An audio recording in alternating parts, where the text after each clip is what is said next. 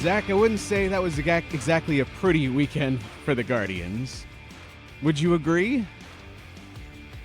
I would agree. Yeah, even when they find a way to salvage the series, doing the old Sunday salvage, one of our favorite old bits, where they take a little bit of the edge off so you can't completely just destroy them for getting swept by Houston. Well, they took Sunday, so they salvaged the series, but even in coming back after the game was tied, Bybee left, it wasn't done in a pretty fashion. It wasn't a 2-run home run to get them back over the hump and everything looked great and it looks fantastic on highlights. No, how did they score, Zach? Just think, this forthcoming sentence could have an extremely short shelf life, but there is a non-zero chance that one day you're reading a book written by Zach Meisel all about the 2025 Guardians and how they ended a World Series drought. Yes. And it all started with Will Wilson's sack bunt attempt. Yes. I like this a lot more than the last show you just did. So to pull back the curtain a little bit, I share Zach on certain days with another podcast, a friend of the show, Bull. Yeah, you guys get together, do a podcast with Bull. It's a great show. I like it. We talk all the time. I like more Guardians content out there, regardless of where it comes from. And you're on the show. You're part of it. I'm technically part of it, though they've never asked me to actually come on, but that's okay. I don't take it personally. Maybe you should take a day off every now and again. I would love to.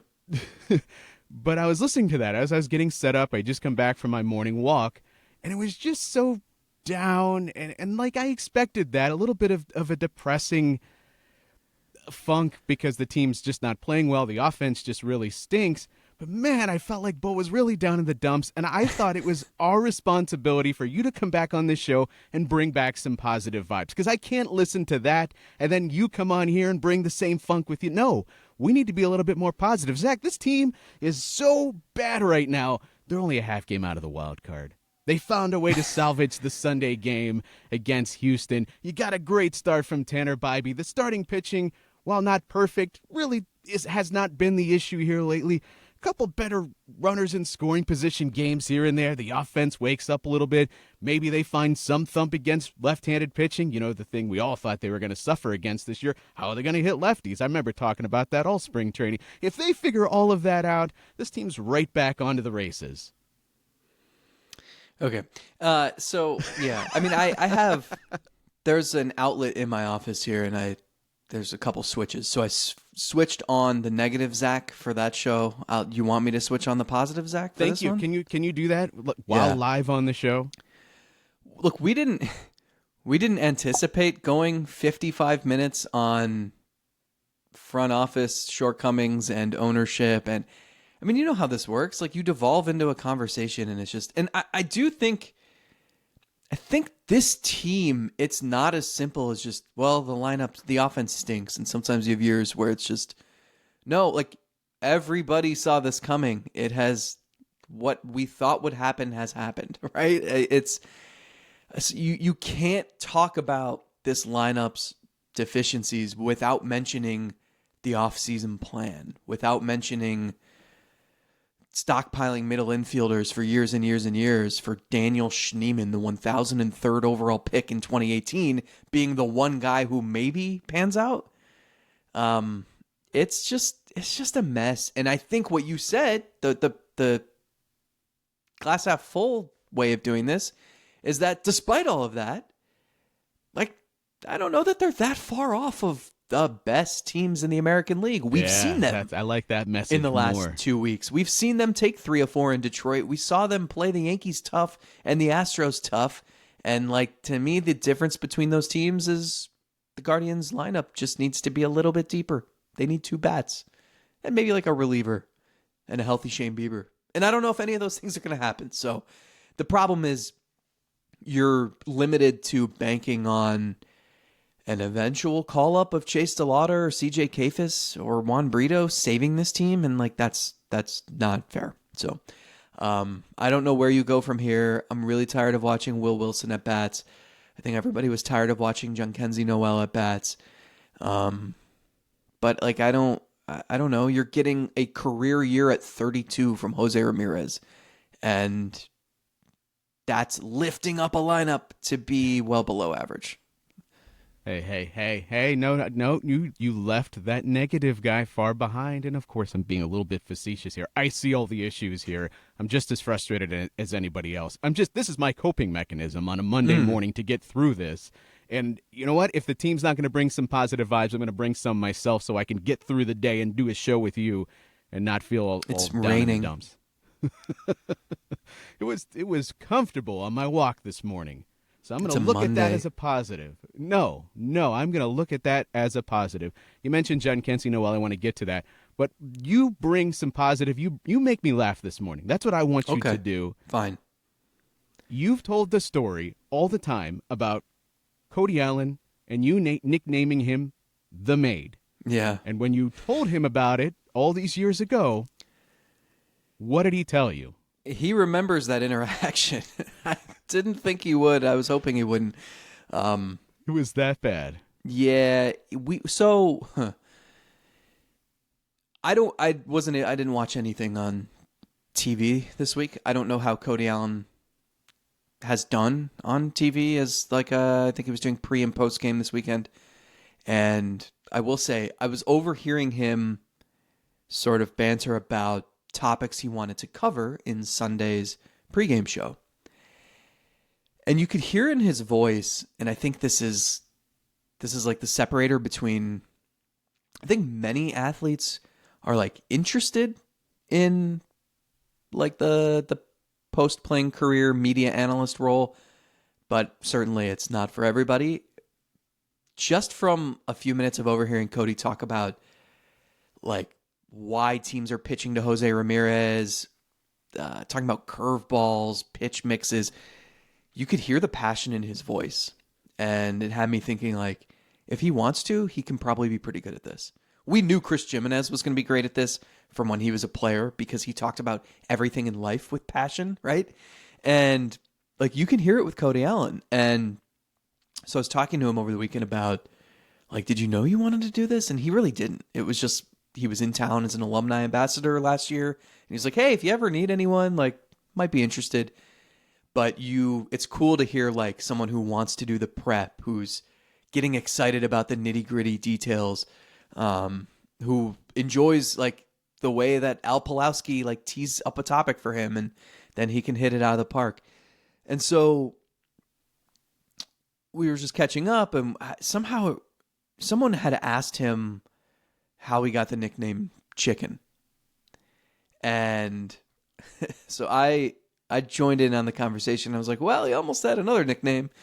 Because obviously when he was the Cade Smith of Cleveland's bullpen and was just putting out fires, and Cody was like, yeah, what was it again? What were you trying to call me? Like the fireman or something? I was like, well, it was the maid. And like we reminisced. We were in Detroit. This must have been like 2013. And I said to him, I said, hey, what about the maid? Because you're always cleaning up messes. And Cody said, did Tito come up with that? That's effing stupid. And I was just like, yeah, yep, it was Tito. and so Cody remembered that. We were laughing about that. But the chicken thing, if you remember, do you remember that? Yeah. So in September of 2013, they had a miserable road trip and kind of knocked them, like it really threatened their chance to make the wild card. I think they went 1-5. It's early September. They come back home.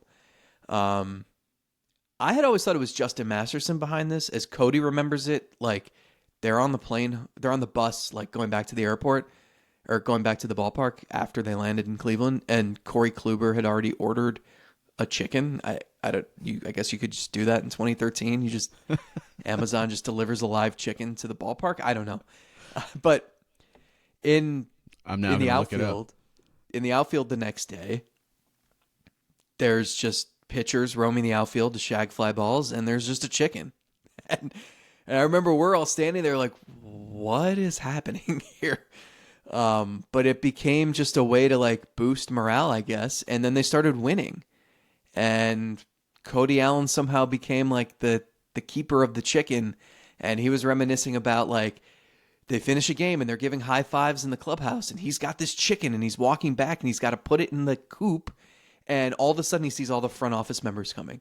Here's Chris Antonetti. Here's Mike Chernoff. And he's like, oh my God, like these guys are going to freak if they see a chicken in our clubhouse. And he just like throws it and the chicken like freaks out and it's squawking everywhere and stuff.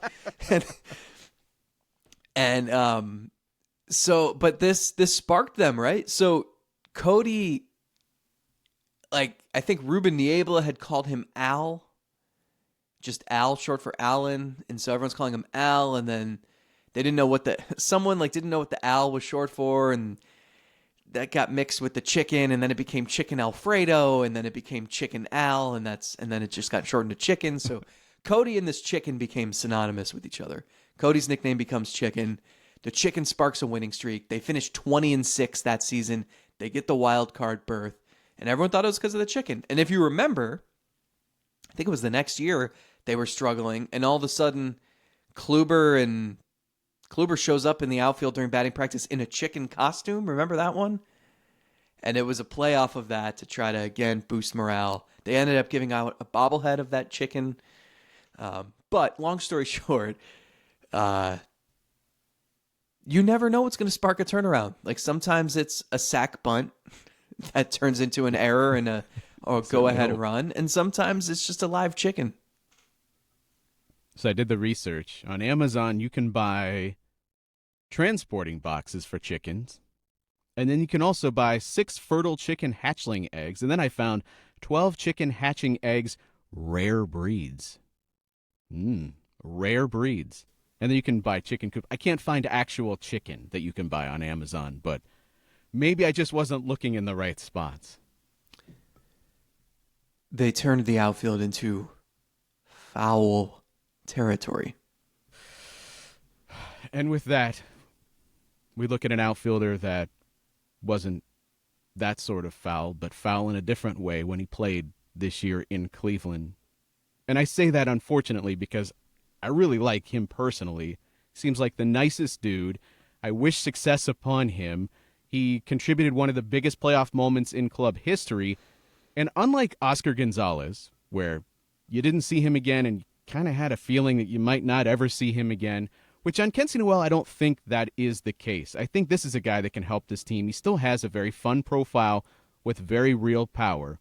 So I'm not ready to just write him off and say, just similar to the Gonzalez mold, you are never going to see this guy ever again, and he's going to be a distant memory in a few years. I think you send him down to the minor leagues, which came about 2 to 3 to maybe a month too late. Weeks to months late. We could all see he was scuffling, and he wasn't going to be able to get himself out of it with the very few at-bats he was getting at the major league level. So this was the right call. It was late, but it was the right call. I hate that we got into a position where we were screaming for, if anybody was, for Jonathan Rodriguez, as if he is going to be the answer. I don't know if he's going to be any better than what John Kenzie Noel was. But to me, it was pretty clear anybody else in this spot, you were going to have to make this call. And I think you do it because the end goal here is not necessarily even to make sure that Jonathan Rodriguez is better than Noel. I think it's to reclimate Noel back to a guy that can help you potentially later this year. To get a guy that maybe gets on a roll a little bit, build some confidence again. I'm not sure you're sending him down here to make any big swing adjustments or some mentality shift. I think you need to just get him tracking pitches again and feeling better in the batter's box. So, yeah, this move has been screaming at them in the face for weeks. I'm surprised it took this long. At least Jonathan Rodriguez contributed a little bit in his first game back up here with a base hit. But I don't know in the short term whether it's going to make this club better or worse. But I think in the long term, just in terms of let's get Noel back to being a guy that can help this team eventually, that was clearly the motivation behind this move, at least for me. I want to pelt you with a snowball. Okay. And so I go and I gather some snow and I start to make a snowball. And it's the perfect size. But then I drop it and it falls down this hill. And it picks up more and more and more and more snow. And it gets to the bottom of the hill and it's like, I can't even lift this. It's enormous. Like, what am I going to do? I got to go back to the beginning. That dude had lost so much confidence. And you keep trotting him out there once every few days, maybe a pinch hit appearance here and there. And all along you're admitting, Chris Antonetti admitted it, Stephen Vogt admitted it, that, it's a really tough spot we're putting him in. But you keep doing it. And like, there's no way that dude could have had confidence. Stephen Vogt said on Sunday, like, you feel like you have to go 5 for 4 every time you play. And yet you keep putting someone in that position. And that's not to excuse Noel, who, like, you couldn't run into a home run at some point. You couldn't not chase that pitch there. But for someone with his profile, when you're lacking confidence and you feel that desperate, that's a terrible match. Like, his fatal flaw is that he can't resist those pitches that pitchers want him to chase. And when you're feeling desperate and pressing so much, like, that's the one thing you're going to do more often than not. So it was just a terrible circumstance, and they let it drag out too long. I think they let it drag out too long because they are so obsessed with righties and lefties and making sure, for a manager who has said from day one that he hates the word platoon, all this team does is platoon. They lead the league in platoon advantage, and the distance between them and second place is massive. So I think they wanted to replace Jhonkensy Noel with someone else who could be a platoon partner for Nolan Jones, which is why it wasn't Kafis and it wasn't DeLauder, and they didn't wait until Lane Thomas came back. It was Jonathan Rodriguez, who was undergoing some swing changes at AAA. So, yeah, Noel needs to go catch his breath, and maybe you see him this year, maybe you don't, but I think there's no excuse. Like, he needs to make substantive changes to his approach. Will he ever be able to do that? I don't know. But they didn't do him any favors. And you're right. Like, the Noel for Rodriguez swap is not going to fix this lineup. But it was a necessary move. Yeah, I think you're looking at big picture here as opposed to just in the short term. I mean, Rodriguez is going to be no worse. How is he going to have a worse than, what is a 6 WRC plus for Noel? A 6. You were going 4. 6 miles. Down to 4. 4 miles per hour. Like black sheep. You're not going to do much worse. But I'm not sold that it's going to somehow fix all your problems against left-handed pitching. But to me, it's more important about getting Noel to a place where he might be able to come back in August and September and win you some games with some key late pinch hits or playing against the lefty. Something to that effect, but when he's actually got his feet underneath him. But here's that weird intersect between developing and winning at the same time. You didn't do him any favors in development, but you need to win games. Playing him against righties or right field overall has just not been good, but I would rather see Nolan Jones against the righties than I would see Noel against the righties more often than not. I mean, the numbers underneath the surface for much of the year have backed up that decision. So, like, I get, it's not that I'm really holding it against Noel. It's a tough spot to begin with, and the team has to recognize that it's not working. And in the case of Rodriguez, I care less, sorry, Jonathan, but I care less about his development necessarily than I do even Noel's. And that's not even to say that I think Noel is a future everyday player in the major league level. But I think you make this swap because whether or not you're stalling Rodriguez at the age of, is 25 season now, it's not that big of a deal to me. But Noel, I want to get him to a place where when he is swinging the bat well, he does become a difference maker, at least for a week or even a handful of days. They've accepted the status quo for so long that I think that's the part that's head scratching. I don't think that CJ Kafis is going to come up and all of a sudden Cleveland's going to have the top 5 lineup in baseball. But was there not an opportunity? Like, could he do worse? I mean, I just, here's the deal.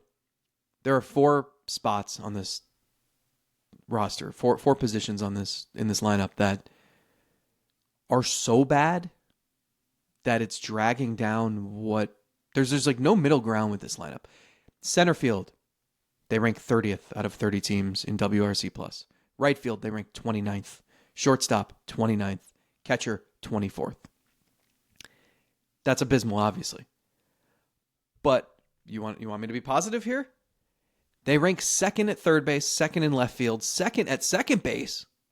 And Manzardo and Santana have obviously like split first base and DH. I think first base they rank like 7th, and DH they're like 15th or something. So you can say like comfortably in the top half at those 2 spots. So like the rest of the lineup, that's good. That's encouraging. Great. Okay, fine. So, like, we're not asking to have top 10 production at those other positions, but just don't be the absolute worst. Don't be 65% below league average. Just be a little bit below league average. And it would make such a difference in this lineup. It's just that 4 out of 9 spots, the production has been so miserable that it's dragging everything down. A couple of those spots, shortstop, Arias over there. I think that's better than where they're at now because it's dragged down by Rocchio's numbers beginning of the year. Yeah. I think that, to me, is not an issue that I'm looking at the trade market. If I could upgrade there with a shortstop, I'd absolutely explore that. But Arias' numbers have suffered quite a bit since he became like the everyday shortstop, so it's not like... But I feel better about where he's at now, even through the struggles, than where Rocchio was at. We were completely lost at the plate earlier this year. Catcher, Bo Naylor, I don't know what to make of this year at all. I mean, he's nearing a 700 OPS with a 187 batting average. And certainly the two of us are not married to batting average, but 187, even when you're productive elsewhere and drawing some walks, it's tough to cover for a 187 batting average. It's one of those where, like, you could live with it if the rest of your lineup was functioning properly. Yeah. But I don't know. Like, you can't... Especially since Hedges is your alternative, or Dom Nunez. No, not that I'm like looking for a different catcher, but the problem overall is that you have a number of guys like Arias, like Naylor, where if they're in a different lineup with some better pieces around them, nobody's really complaining about that production at all. But because Arias has to occasionally hit fifth against the lefty, that's stupid. And Arias should not be asked to do that. That's I don't know how much I fault him for being asked to do more than really he's capable of doing. So that's silly. I mean, the Wilson experiment, playing him against every single lefty, come on. And I get that Schneemann is probably better fit to just be a guy that faces righties. I get that. But Wilson... How do we know?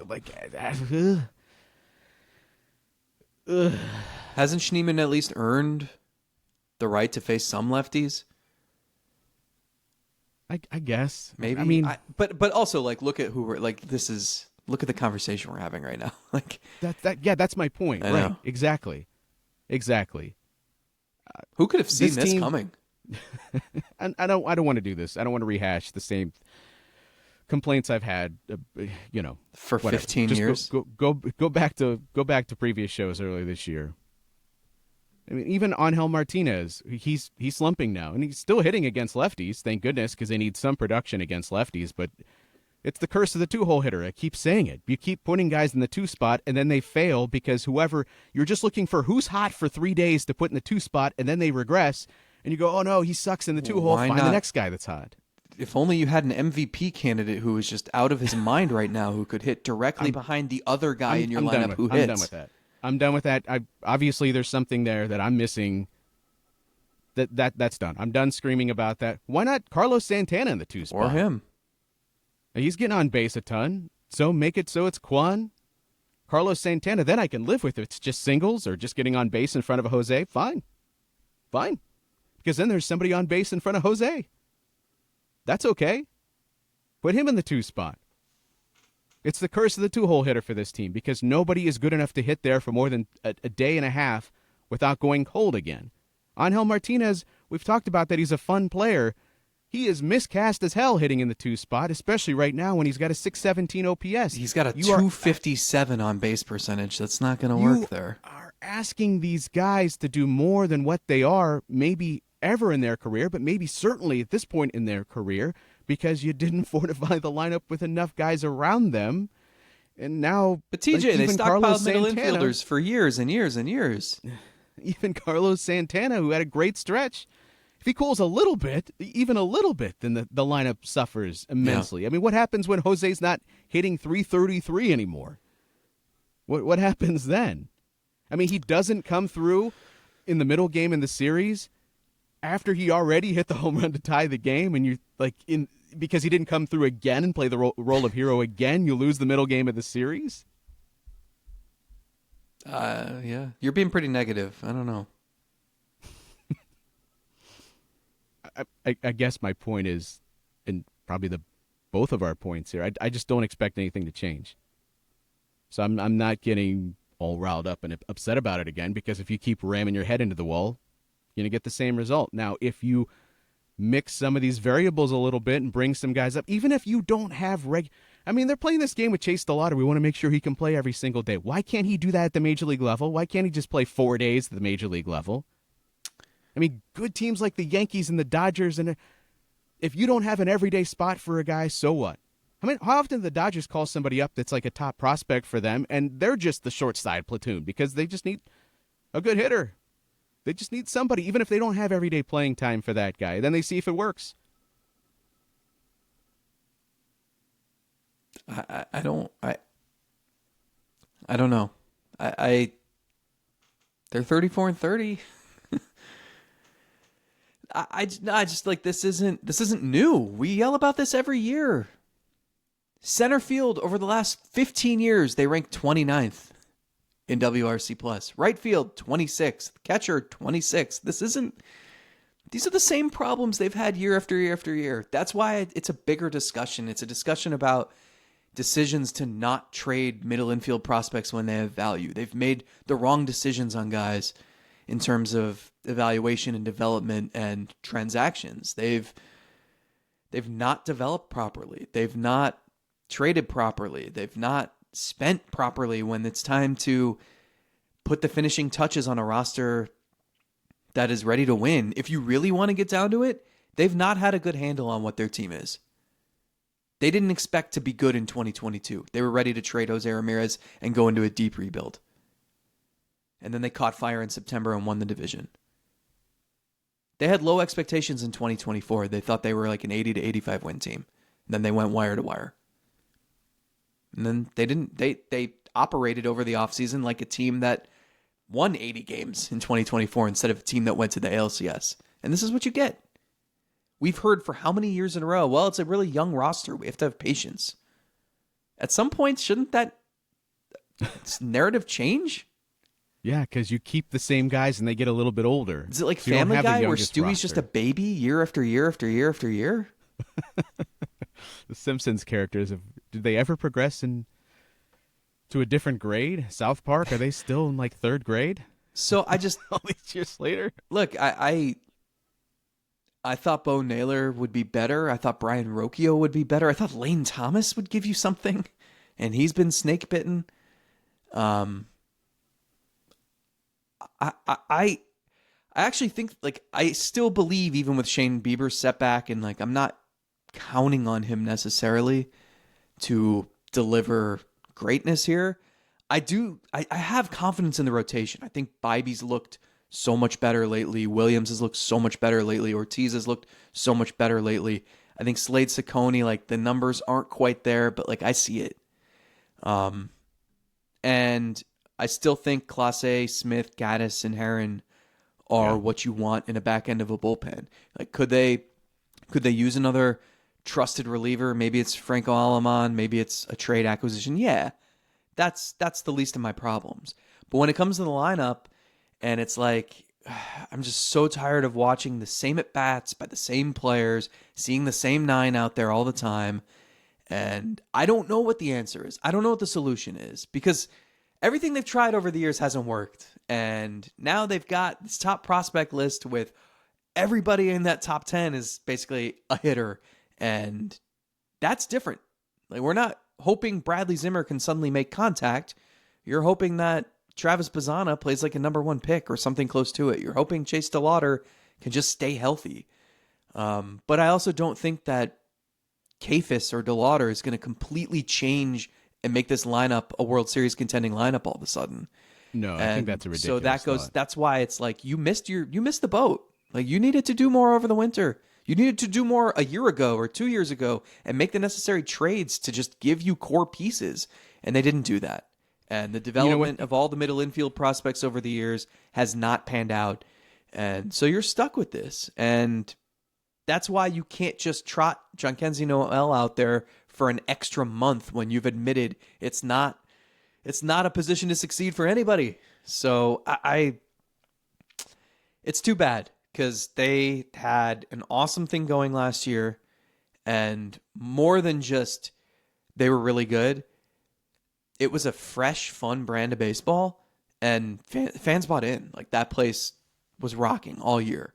And right now, it is so brutal to watch. It's boring, man. And I worry that like apathy's going to set in, and I think that the doubly frustrating thing is like the best team in the American League is the Tigers, and like you've proven you can hang with them. So it wouldn't take that much.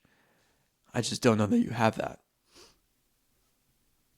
It makes it a lot easier for guys like Noel and Martinez and Manzardo, even Arias, Naylor. As we're saying, when you're asking them to hit 2 and 4 and 5, you're asking too much of them at parts of their career they shouldn't be doing those things.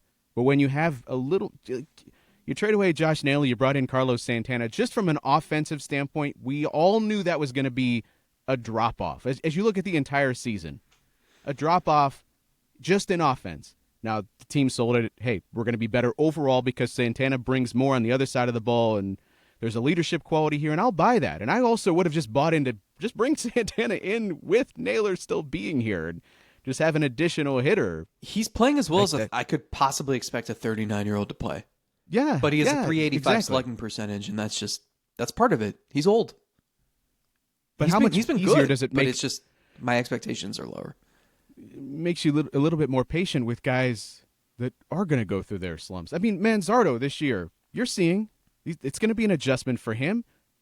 Unless you're just like built different, all these young hitters that come up, and they might have some early success, but then they go through like a sophomore slump. You don't see these guys at their best until like year 3 or 4, until they finally figure it out. Hell, even Josh Naylor, it looks like he's arrived at maybe what his final form should be right now in Arizona. It's going to make him probably one of the top trade candidates if Arizona decides to sell this year, just for teams looking for short-term offense. I'm not even saying like they're going to give him some big, hefty extension because still first baseman, there's a limited upside there. But like all these years later, it took Josh Naylor figuring out, am I a 300 hitter? Do I want to hit 30 home runs? Maybe I'll do that. Or, no, okay, here's what I am. And it takes all these years. So you want to be patient with Manzardo and Bo Naylor and Gabriel Arias and Angel Martinez.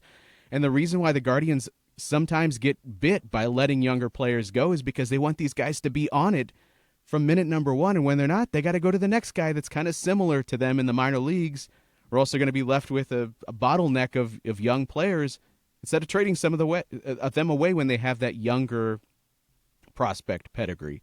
And in return, you get guys like Thomas that go, who am I thinking of? Who did they trade away to Washington? The outfielder. Alex Clemmie, Jose Tena, and no, Rafael not in Ramirez. that trade. I'm blanking on right-handed hitter. Got him from Chicago in the Yonder Alonso trade. Was it Yonder? Alex Why Cole. am I not? Yeah. So he comes up and he's been productive at times with Washington, or Ernie Clement with Toronto. Yet sometimes these guys get away. They're not stars. They're not anybody that keeps you up at night, but they are guys that can help you win games if you were able to be more patient and just kind of let the guys that have been around a while stick around for a little bit instead of always having to roster churn over and over and over again looking for the answer. All right, well, I'm going to try to spin this back positive.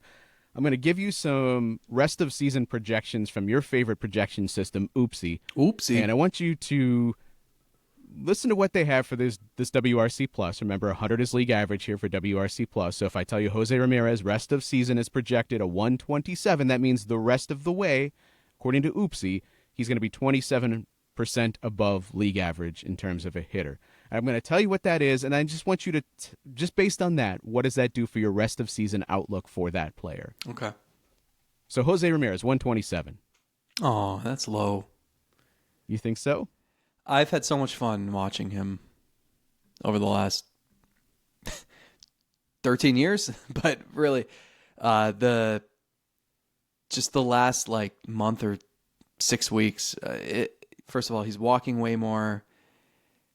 We've said this over and over. He's taking his singles. Also, for him, every other single, he can stretch into a double. So there's a lot of benefit to just being willing to just drive the ball the other way or whatever you have to do. He looks like such a well-rounded player right now, and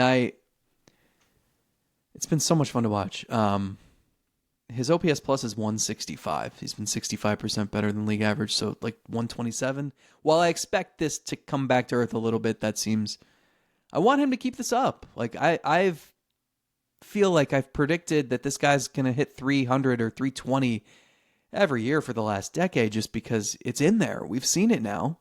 And like I want him to win a batting title. I don't know. I want him to have that signature season.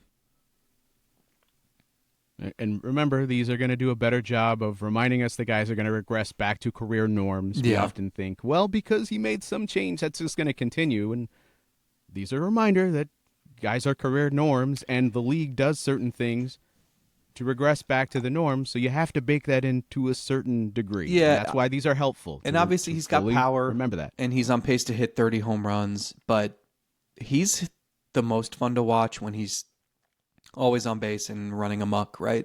He's got 18 stolen bases, and I think so. That's been what's especially fun is the last few weeks. Is it just feels like he's always on base. That's another reason why, like, just hit him second because, whether it's a single or a walk, and he's gonna steal second. He might steal third, and there's nothing you can do about it. At that point, though, you're just moving the problem from the 2-hole to the 3-hole to the Fine. 4-hole. Like, you're just moving the problem At least around. he and Kwan can be back-to-back. There's a chance that Ramirez can drive in Kwan. Sure, but whatever. I'm done with this debate. Also, 16 home runs, 20 stolen bases the rest of the way. So that would put him at, 28 and 38? Yeah, that's pretty conservative. Right, still a hell of a season if he puts up anything close to like a 140 WRC plus again. Just again, no signs of slowing down, but like, why? Are you going to build around the guy or? Well, now this is his best year, so you missed out. So do you know that as a team, their offense, the highest that they've ranked in the last 7 years in WRC plus is 100. The best offense that they've had in the last 7 years is a league average offense. That sounds pretty average to me. Stephen Kwan, 113 WRC plus the rest of the way. Also low? Yeah. 278, 353, 386 slash. Yeah, that seems a little low.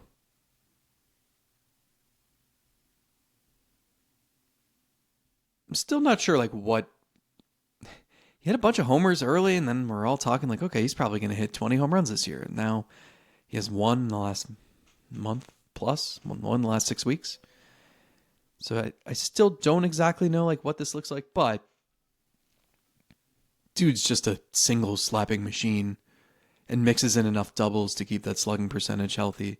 Walks as often as he strikes out. Like, I would have confidence he can be a little better. Like, he's hitting 314 right now. What's your confidence level that'll finish at or above 300? Oh, extremely high. Yeah. Extremely high. And I think even though he hasn't been on fire like he was early, Kwan, there's usually 2 really fantastic stretches per year where he's just, you can't even get him out. He's unconscious for 3 weeks, yeah. Yeah, I think we'll have another one of those, at least one, the rest of the way. I'm going to lump these next 2 guys together because they've kind of been thrown together so far this show. In terms of WAR, the next highly rated guys in rest of season projections is Bo Naylor and Gabriel Arias. Bo Naylor is a 95 WRC plus the rest of the way, and Gabriel Arias is a 97. Does that make you feel any better about those guys just occupying those spots the rest of the way? I mean, it does. I don't think they really have an option at shortstop, so you can try out Rocchio again, but I don't think Arias has been bad enough to just swap those two. And Bo Naylor, like, it's same thing. Like, he has to do that if this offense is going to survive. So yeah, I think that gives me a little bit of confidence, but I guess I'm a little more surprised by the Arias one than the Naylor one. Naylor, I feel like his projections always say he's going to be about league average or a tick above. They need that. It's. I think one of the biggest swings that this lineup could make is if Naylor is slightly above average instead of slightly below, because that also means, like right now, basically Naylor's like ice cold for a week and then ends the week with a home run, and it's like, oh, okay, like he salvaged it, just like we said with this podcast. It's like, oh, well, they won on Sunday, so we can be positive. But if you're a little bit above average, you're either getting more hits throughout the week or you're maybe hitting 2 home runs instead. And so just that little burst of production from that spot would be huge. You mentioned Rocchio. Here's the concern that I have with trying to scout the stat line too much in the minor leagues, even with things like expected weighted on base average, which we can do based on the trackable balls we have at AAA. Chase the Lauder has a 369 expected weighted on base average. It's very, very good, very respectable. You know who's 0.001 behind him? Brian Rocchio right now. And it's like, okay, well, that would suggest maybe some good things are happening there, but is AAA pitching just so bad that you're just destroying it? Are you able to just sit on a fastball because that's all this young kid can throw, like for a strike? And so that's the only thing you're able to do? You got to, like, I'm guilty of this as anybody else. Like, I'm super excited about Chase the Lauder because, look, he's doing things at the AAA level that are looking really good. Well, Brian Rocchio is right there, too. So, like, what would separate those two? I don't know, but can we find out, please? By the way, that would be helpful. The last three names you mentioned on what you're looking at, Quan, Bo Naylor, and Gabriel Arias, all having like good projections the rest of the way, or projections that would lead to a nice season, right? Yeah, all three are on my war draft team. Just a little reminder. Is this guy, Nolan Jones? He's the next up in terms of projected WAR. 105 WRC plus for him projected rest of the way. That'd be great. I mean, compared to the production they've gotten from right field at all this year, which is none. He has 2 home runs, and it makes no sense to me. So for him to get anywhere near that, he's going to have to hit for more power. Yeah, that's like 7 the singles thing was been cute for a couple weeks, but let's get some extra bases. And of course, like he finally is on fire with the stick, regardless of whether it's all singles. But we give Santana the credit for all the singles. Sure, I'll give Jones the credit too. And then they run into finally the team has not faced any left-handed pitching until finally Nolan Jones has locked it in. Yep, you get all lefties now. Oopsie, all lefties. Jeez. A 105 is like, the way I would look at that is, if I can prioritize maybe a second baseman in the trade market or something specifically to help me that I feel like I need, that's not a right fielder and I have to stick with Nolan Jones, I feel like maybe you could get away with that. But it's still not good enough that if I find a guy that's like a rental right fielder that I can get on a good deal, I'm absolutely pulling that trigger and I'm not afraid. Well, what are you doing with Kafis and DeLauder and Lane Nolan Thomas? Jones. Good question. Yeah. To me, and we'll get to the trade deadline stuff in a minute because I have your drop that you asked for on the Patreon show. Thank you. It's like, I am not whoever the best bet I can get in the trade market. I don't care what position they play, unless it's a third baseman and they only play third base, like Yoan Moncada. I guess you can't go trade for Yoan Moncada unless he's going to go back to second base. Well, Jose moved to second base for Josh Donaldson. Yeah, I guess he did. In 2018. That was the last time they had an above-average lineup. Oh, no. No, I think it was 17, actually. Hey, remember Lane Thomas? He's next up, 93 WRC plus rest of the way. God, if there's a guy that they need more than anybody else to even resemble a guy that he was in the postseason, it's Lane Thomas. And when he's played, it's not been anything to be excited about. So it's like, I can't imagine anybody's really excited to see him back in the lineup. But also his season has just been so snake-bitten, as you said. Injury after injury. He's never got anything going. But God, do they need him? They do. That's the thing is like, there's a lot of people, and I don't know how they fit. And I don't know how you put them in the best positions to succeed, because truly, like, Lane Thomas is probably like a platoon right fielder, isn't he? I mean, he might be capable of more, but we haven't seen it. Like, you can live with him in center if your right fielder is producing. But the ideal spot for him is probably right field and probably not facing every right-handed pitcher. Yeah, right.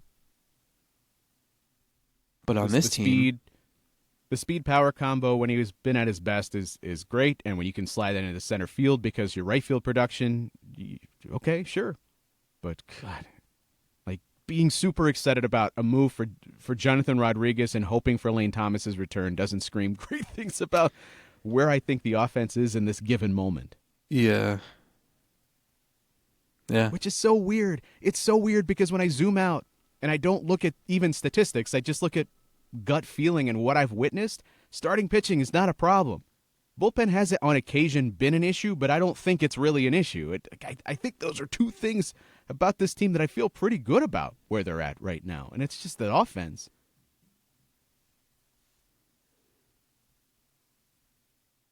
So they should make some trades, right?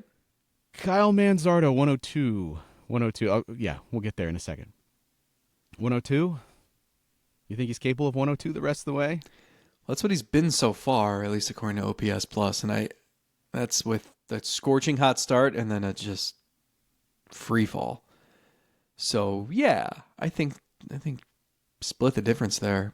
It's tough with him. I don't. He's been weird, hard to figure out. Because like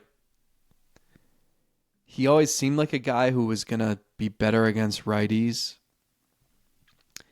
and have a good on base percentage because he'd walk a lot and hit for a little bit of power, but like a ton of doubles. And he's been the opposite of everything I just said. So Yeah. it's really weird. I don't know. I don't know why he's cooled off considerably against lefties, but he's still been far better against lefties than righties. And he's hit like no doubles. He's got 6 doubles this season. It feels like he has like 2 home runs in the last 2 months. And the walks, I feel like, have tapered off quite a bit. I still think he's going to be fine in the long run, but I don't know why he's been unable to get out of this. And like you said, it's like, again, like now you're going to face a ton of lefties. And I don't think just sitting him all the time against lefties is the answer. No, I agree. He needs data. He needs repetition. He needs to see how pitches are pitching him so he can figure out how he can attack that. Stuff that only happens over time. Now, if you had somebody on your bench that was just scorching against all lefties, and you like it was just a product of, well, sorry, Kyle, but our lineup is better on it against the lefty. Ryan Rayburn, Brandon Guyer. But Jordan Lupa. Who's screaming that right now? Yeah, right. So let Manzardo play against some lefties. Yeah. All right, I'll hit you with a couple more rapid fire ones. Carlos Santana, 93 the rest of the way. Kind of what I would be in the neighborhood of what I would expect. Like some just good his stretches, age. some Just his age flipped. Angel Martinez, 75 Ooh. the rest of the way. His skill, I wonder if he'll be one that has to always outperform the metrics a little bit, but like I really don't know that he's ever going to be a great offensive player. This one's a little bit alarming if you think he's anywhere close to a long-term solution at second base. 82 WRC plus for Daniel Schneemann. Yeah, I mean, like, he doesn't really have the track record. I think he's a complete mystery. I think about how different he is now than he was. He could have been a minor league release after 2022 when he had a miserable offensive season at Double-A at the age of 25. So projecting him in any fashion is probably foolish at this point. And he's been such a savior for that lineup this season that, like, he's another guy who I think deserves the chance to prove that he can do it until he can't. How about some of these minor leaguers have been screaming about? 101, CJ Kafis. You know, the hang up with him was, well, they want him to be comfortable in right field. But you know what happened? Chase DeLauder and George Valera got healthy, and all of a sudden Kafis was back to first base at AAA. So, you got Jonathan Rodriguez out there in right field. You can put CJ Kafis out there in right field and figure it out. Jonathan Rodriguez, also a 101. So not so fast, my friend. Exact same production. The projections have been kinder to Rodriguez, and we've talked about that even in the offseason. Last guy I'll bring up for you, Chase the Lauder, 94. Interesting. Why do you think that is?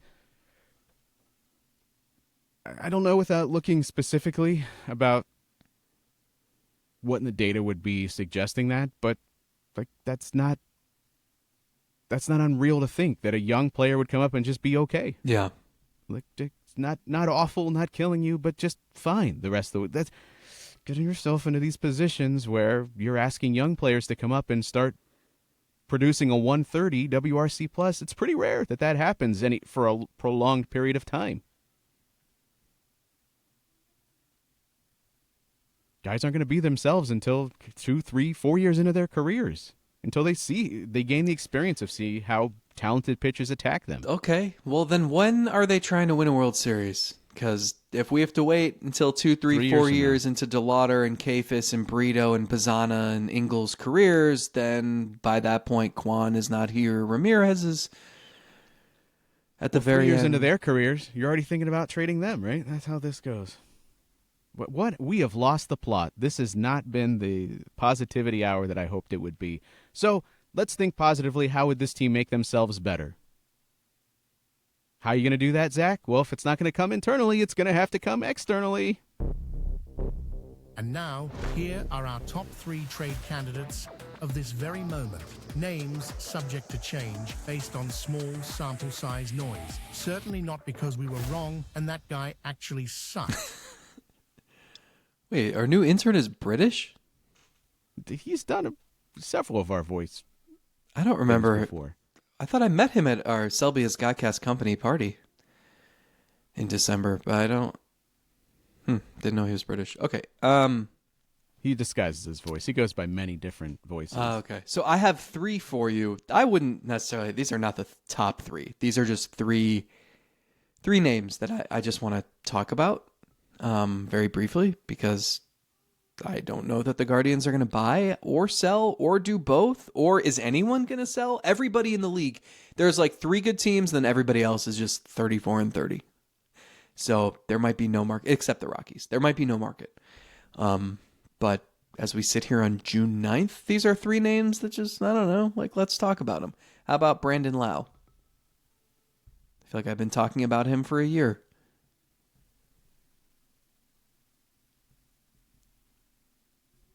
Do you like him? I'm on board. He can play I'm second. on board. He can play corner outfield. He's making $10.5 million this year. He's making $11.5 million next year on a team option, or you can buy him out, which you probably wouldn't do if you're trading for him. He can be better than this. He's got a 109 OPS plus. Perpetually in that cycle though, where you're like, you always want just a little bit more than what he contributes. Sure. He's a guy who's going to hit 20 home runs or more. He hit 39 once. Just kind of weird. He 243, 293, 448 slash line right now. The walk rate's a little down from where it has been in years past. I don't know. He's just like a solid player. Like, he's not going to be someone you want hitting third, but if you had him in there instead of, I don't know, Martinez sometimes, or Schneemann sometimes, or he's a lefty hitter. He's been pretty bad against left-handed pitching, I will say that. But I don't know, just get good players in here. He's hit lefties at certain times in the past. Last year he was really good against lefties. That might have been an anomaly. I don't know. I just want the team should just have good players is my crazy take. Yeah, I would take a guy bringing 13 home runs at this point in the season into the mix. And the Rays, mentioning I don't care what the Rays record is. They're always willing to trade anyone if they think they're getting value. That was going to be my point. Yeah. They're a team like the Guardians where they're willing to buy and sell at the same time, even when they're contending. If it makes sense to them in the moment or just overall, they will consider that trade. I don't think you would have to look too much at their record and say, well, they're not going to trade him. I think Yandy Diaz could be on the table for that. I think they will always be, where's this guy at in his contract? Similar to the Guardians, we will consider trading that guy and get back something that can help us now, maybe a little bit that can help us in the future. Okay. Simple enough. Sandy Alcantara. This is a weird one. This is the one that I feel like people in baseball circles have been talking about him quite a bit lately. Obviously was one of the best pitchers in baseball in 21, 22, and then had Tommy John surgery and has come back this season and been horrendous. A cautionary tale of just because you're coming back from Tommy John and you're healthy, it doesn't necessarily mean you're just going to be firing on all cylinders when you come back. For every Matthew Boyd, there's a Sandy Alcantara.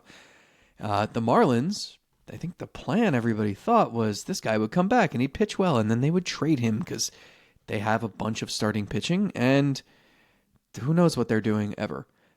He is making $17.3 million this year and next year, and then there's a $21 million option on him for 2027. If he is pitching like he used to, that is a really good starting pitcher for 2.5 years if you want him. What do you give up for him, though? What do the Marlins expect to get for him? If you're the Guardians, is starting pitching that much of a need that he's even on your list? Are you trying to buy low? Are you, hey, Carl Willis, with any pitcher, you'll get the most out of him. You'll get him back to the way he was. And imagine that rotation with him, Bybee, Williams, Ortiz, Saccone. Where do you stand on this? Or is it just you have too many other needs that this doesn't matter?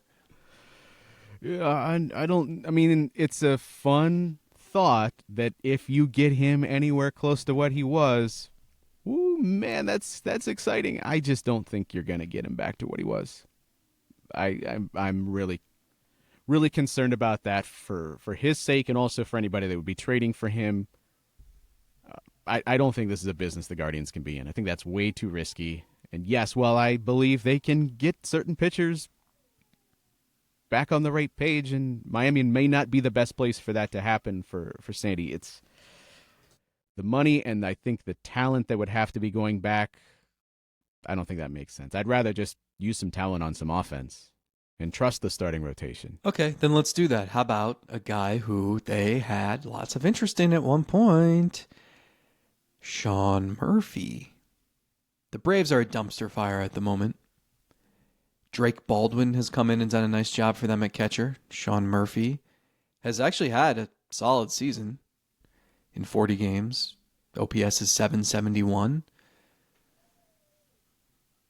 You willing to cut ties with Austin Hedges and bring in another catcher who can supply some offense? Wow. I'd seen a trade. Someone had put something together with an idea of a trade for Murphy. I mean, I liked him all those years ago. We were doing this what was it, 23, before the 23 season. They really missed on him and immediately signed Zunino. Oops. Yeah. Oopsie. This is always going to come down to what am I giving up for this guy? What am I giving up for him? And then, like, I'll listen to it, and if it makes sense from a swap perspective, sure. But I'm not sure that I like him enough right now that I would give up those things that I can't use then at second base or right field or starting rotation or something else. I think I'd rather just live with Bo.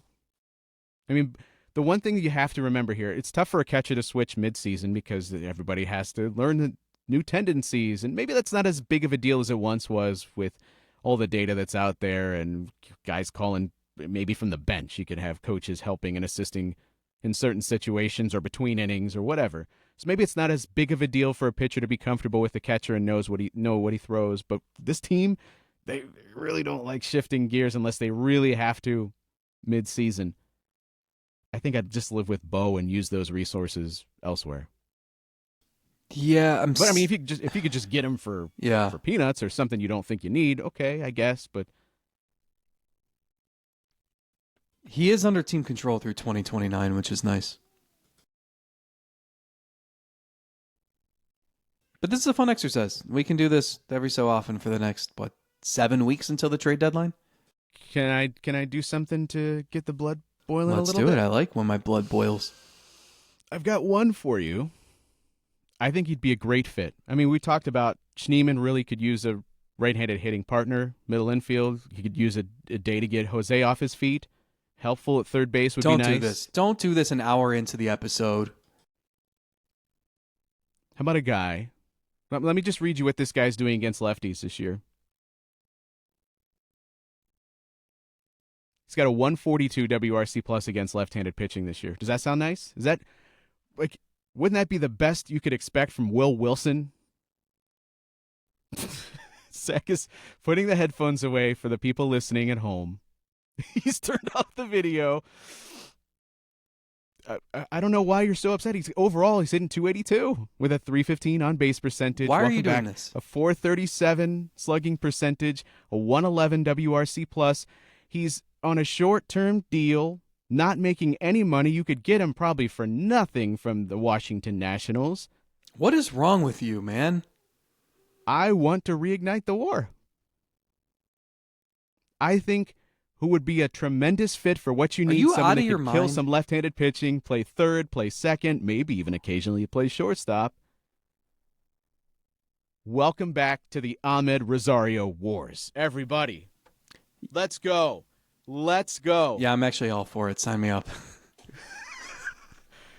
Would it be helpful? I mean, I like a 142 against lefties. That's great. The issue but was it would be so the issue fun. was he was miscast. He should not have been a shortstop playing every day in the 2-hole in the lineup. That was the issue. You immediately saw him go to LA and bounce all over and be used the way he should have been used. Yeah, I'm game. I mean, doesn't it fit? I don't think it's going to take a ton to get him from Washington. I mean, there are probably some teams that could use him. So maybe you have to bid against them, but it's not going to be anything crazy. You're not going to have to really commit to him financially. It's a short-term stopgap thing.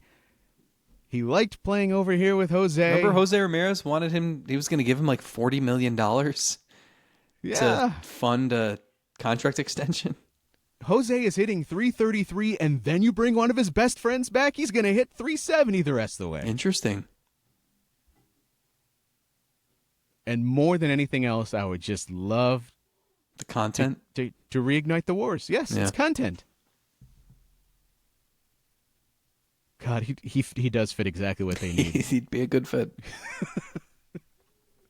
He would be a tremendous fit. And you know what? I enjoy smiling and laughing to end this show the way I wanted it to be the whole time. The whole time. So it's my fault. I will take it upon myself because we And did then the lose the plot. first time he's hitting second and Stephen Kwan gets on base and then Rosario pounds the first pitch into the ground for a 6-4-3 double play, you'll be pulling what little hair left you have out of your head. Don't hate me because he'd be a great fit on this team.